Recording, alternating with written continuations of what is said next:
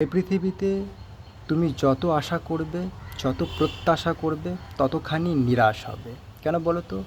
কারণ এই সম্পদহীন জগৎ সংসারের পক্ষে তোমাকে কিচ্ছু দেওয়া সম্ভব নয়। একমাত্র তুমি স্বয়ং দিতে পারো নিজেকে।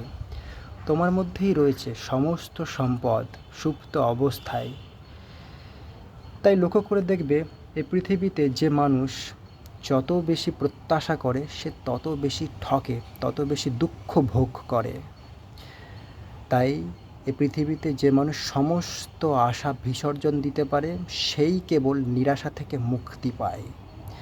কিন্তু সাধারণত আমরা ভাবি, আমি যদি সমস্ত আশা জীবন থেকে বিসর্জন দিই তবে নিশ্চিতভাবে আমি প্রবল নিরাশ হয়ে উঠব।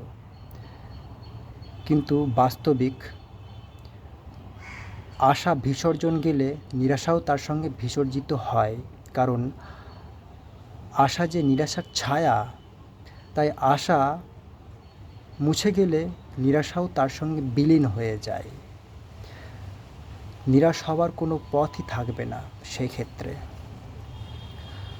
লক্ষ্য করে দেখবে, এই পৃথিবীতে যে মানুষ যত বেশি আশা করে, যত লড়াই করে জিততে চায়, ততই সে হারার সম্ভাবনা প্রস্তুত করে। আচ্ছা ভেবে বলো তো, যে মানুষ জিততে চায় না তাকে কি হারানো সম্ভব? তাকে কি দুঃখ দেওয়া সম্ভব? যে এই পৃথিবীর কাছে কোনো কিছু প্রত্যাশা করে না, তাকে কেউ দুঃখ দিতে পারবে না, তাকে দুঃখ দেওয়া সম্ভব নয়।